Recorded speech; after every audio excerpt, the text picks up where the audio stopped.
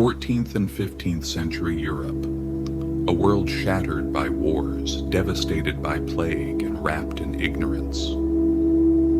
People did not search for the cause of their fate in events they couldn't explain, but in the belief that they had drifted away from God.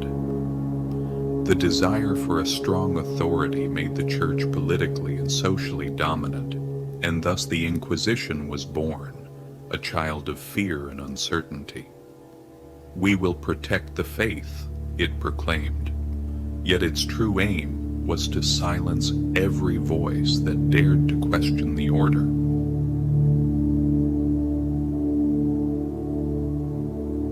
The Inquisition's most dangerous weapon was not its soldiers or its courts.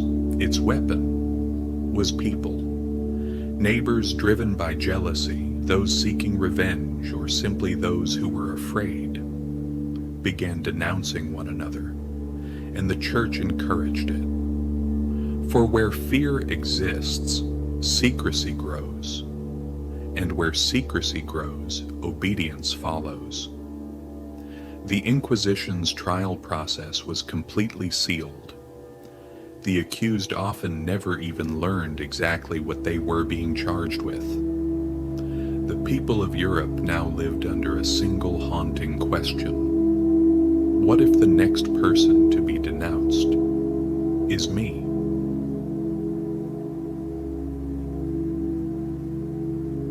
The interrogation chamber was the dark heart of the Inquisition.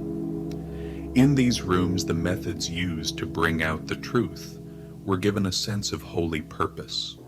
Shoulders being torn from their sockets with the strappado, the body being stretched to its limits on the rack, the suffocating terror of water torture pressing deep into the lungs. All of it had been turned into a ritual. Whether the confession was true or not didn't matter. What mattered was silencing any voice that threatened the order.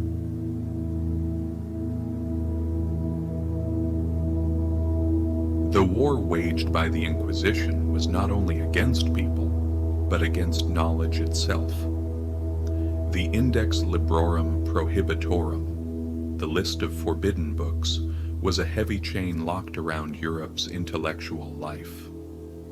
Philosophers, scientists, free thinkers, all were branded as dangerous. Even the sky that Galileo Galilei observed through his telescope was seen as a challenge to the church's authority. And as the books burned, the ideas they carried turned to ash and vanished with them.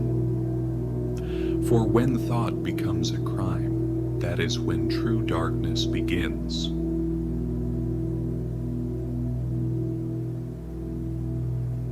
Witch hunts were the peak of the paranoia created by the Inquisition.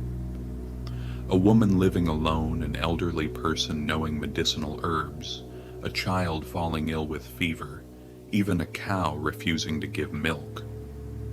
All of these could be taken as proof of a pact with the devil. Thousands were tried, and most were tortured, punished, and killed. These trials were not only about faith, they were the product of social hysteria, fear, and, above all, the deep-rooted prejudices directed toward women.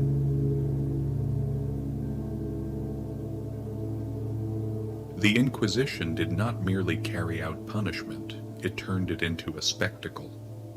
The auto de fe, the act of faith, was in reality a ceremony of fear.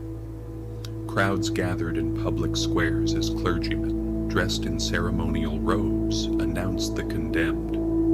Some were chained after repenting, while others vanished in the flames. The purpose of these rituals was not only to punish, but to deliver a message to society. This is the fate of those who do not obey.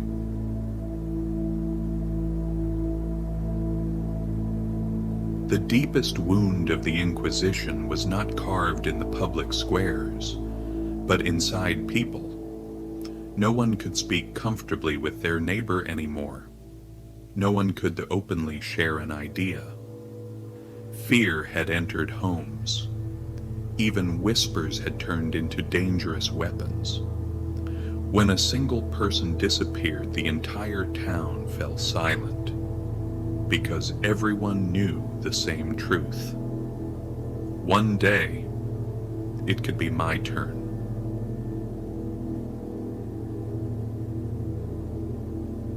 Over time, the Inquisition began to lose its power. Science was rising. The Renaissance was born. The Reformation began to spread. As people started to question, the walls of darkness began to crack. The Inquisition slowly retreated into the shadows of history, but the marks it left behind, the scars of torture, the ashes of burned books, and the memories of the silenced, still remain in Europe's collective memory.